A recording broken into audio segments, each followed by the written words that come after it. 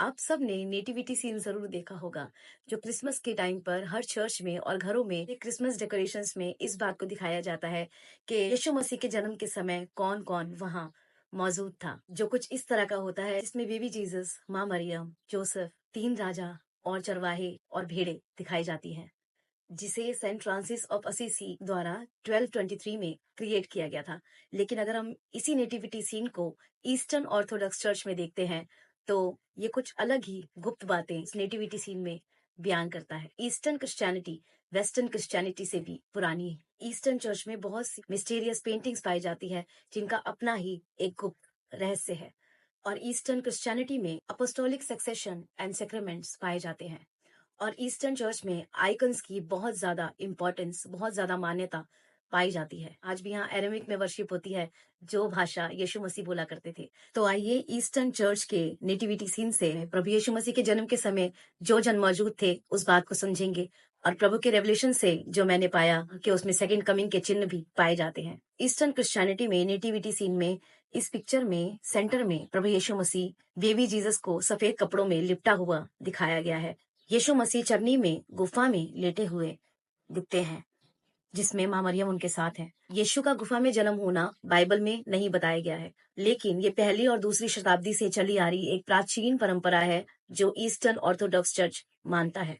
यीशु मसीह का सफेद कपड़े में होना दर्शाता है वो दफनाने वाले कपड़े हैं जो यीशु मसीह की मृत्यु को रिप्रेजेंट कर रहे हैं। और यहाँ गुफा यीशु मसीह की कब्र है जिसमें उसे दफनाया जाएगा और जहाँ से वह 3 दिन बाद जी उठेगा। इस पिक्चर में माँ मरियम प्रभु यीशु मसीह की ओर नहीं लेकिन यूसुफ की ओर देख रही हैं, जो कि दिखाता है कि जैसे कि उनके डाउट्स और टेम्पटेशन पर ओवरकम करने की कोशिश कर रही हैं। जैसा कि उनके घुटनों पर हाथ है, उन्हें नीलिंग और चिंतित और वरिड दिखाया गया है। नीचे की तरफ यूसुफ को दिखाया गया है जो एक धर्मी व्यक्ति दिखाया गया है। उसके सर के ऊपर जो प्रकाश है उससे उसे धर्मी दिखाया गया है। और उसके साथ जो बूढ़ा व्यक्ति बात कर रहा है वो शैतान के रूप में वहां रिप्रेजेंट किया गया है, जो यूसुफ को नए नए डाउट्स दे रहा है। जैसे कि अगर ये बच्चा सच में दिव्य होता तो इस तरह इंसान बन के क्यों पैदा होता, जो कि असलियत में कई विधर्मियों को दिखाता है और उन सभी लोगों को दिखाता है जो तर्क से परे हैं और जिन्हें यीशु मसीह को उद्धार करता परमेश्वर का पुत्र मानने में प्रॉब्लम है। उसके बाद बालक यीशु के पीछे अगर आप ध्यान से देखें तो एक गधा और एक बैल वहां दिखाए गए हैं, जो कि लेवी व्यवस्था 22:12 के अकॉर्डिंग क्लीन और अनक्लीन एनिमल्स हैं। गधा अनक्लीन यानी जेंटाइल्स को, बैल क्लीन यानी इज़राइल को यहाँ दिखा रहा है, जो कि यशाया 1:3 को बताता है कि बैल तो अपने स्वामी को और गधा अपने मालिक की चरनी को पहचानता है, लेकिन इज़राइल मुझे नहीं पहचानता और मेरी प्रजा इसका विचार नहीं करती। और यीशु मसीह इस बैल और गधे के सामने चरनी में है, जो कि जीवन की रोटी को दर्शाता है, जो इज़राइल और अन्य जातियों के सामने रखी गई है, लेकिन वो उसे ग्रहण करना नहीं चाहते। सेंटर में ऊपर की ओर तारों को दिखाया गया है, जो कि यीशु मसीह की ओर इशारा कर रहे हैं। 3 राजा उन तारों को देखते हुए यात्रा कर रहे हैं। परमेश्वर ने तारों में सुसमाचार छिपाया है। वर्गो नामक कॉन्स्टिलेशन जो कुंवारी से यीशु मसीह के जन्म को दर्शाता है, वही कॉन्स्टिलेशन जिसे वाइस किंग देखकर समझ गए थे और उन्होंने एक लंबा सफर तय किया। उन्हीं चिन्हों को देख के जो परमेश्वर ने गॉस्पल इन द स्टार्स रखे हैं, वो यीशु मसीह को, उद्धारकर्ता को, उस नए जन्मे बालक और परमेश्वर द्वारा की गई इस भविष्यवाणी की ओर इशारा कर रहे हैं कि यही वो बालक है जो संसार के पापों को उठा लेगा। और उसी की जब हम राइट साइड में देखते हैं तो वहाँ चरवाहे और भीड़ें दिख रही हैं, जिनको एंजल्स उद्धारकर्ता के जन्म के बारे में बता रहे हैं और गुड न्यूज दे रहे हैं कि डिवाइन चाइल्ड को, प्रभु यीशु मसीह को, उद्धारकर्ता को वो बैतलहम में जाकर मिल सकते हैं, जो कि परमेश्वर के राज्य की ओर ले जाने वाले प्रीचर्स को, अपोस्टल्स को, सेवकों को, भविष्यवक्ताओं को और उसके पीछे चलने वाली भेड़ों को दिखा रहा है। उसी के नीचे एक छोटा लड़का बैठा है जिसके हाथ में बांसुरी है और वो बांसुरी बजा रहा है, जो कि मसीह यीशु के जन्म के समय जॉय को, आनंद को और खुशियों को बांटता हुआ एक सेलिब्रेशन को दिखाता है। और उसी से नीचे एक लेडी दिखाई गई है जो माँ मरियम और यीशु मसीह के साथ वहां बैठी है, जो कि एक्चुअल में दाई है, जो ये रिप्रेजेंट करता है वो परमेश्वर का पुत्र मनुष्य का पुत्र होकर जन्मा और उसका बर्थ रियल था। बहुत से लोग समय समय पर इस बात को लेकर कंट्रोवर्सी करते रहे, लेकिन ये चित्र इस बात को दर्शाता है कि वो मनुष्य का पुत्र होकर इंसान बनकर इस पृथ्वी पर जन्मा। और जिस तरह ये नेटिविटी सीन प्रभु यीशु मसीह के जन्म के समय और आगे जाकर उनके जीवित रहते हुए किस तरह के विश्वासी होंगे, किस तरह के लोग होंगे, उनके नेचर को प्रोफेटिक वे में दिखाता है। इसी तरह प्रभु यीशु मसीह के सेकंड कमिंग के चिन्ह भी परमेश्वर की आत्मा से, परमेश्वर की बुद्धि समझ से मुझे इसमें दिखाई दिए। प्रभु यीशु मसीह के जन्म के समय प्रेजेंट रहने वाले ये सभी लोग अंत के दिनों में प्रभु की सेकंड कमिंग में भी आज दिखाई दे रहे हैं।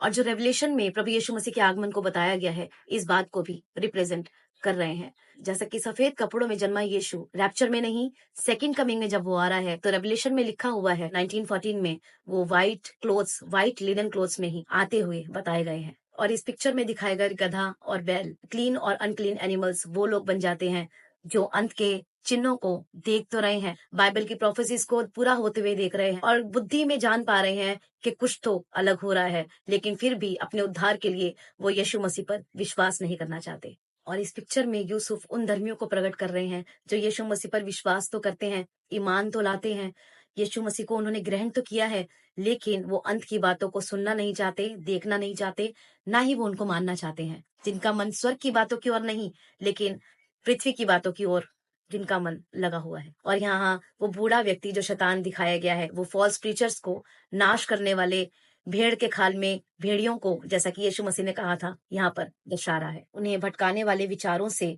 यह विश्वास दिलाना चाह रहा है कि अभी अंत के दिन नहीं आए। और इस पिक्चर में माँ मरियम रेवलेशन 12 में बताई गई वो स्त्री बन जाती है जो अपनी भटकी हुई कलीसिया को चिंता भरी नजरों से देख रही है, क्योंकि उसे अपने बालक को उत्पन्न करके परमेश्वर के आगे उनके सिंहासन के पास प्रेजेंट करना है।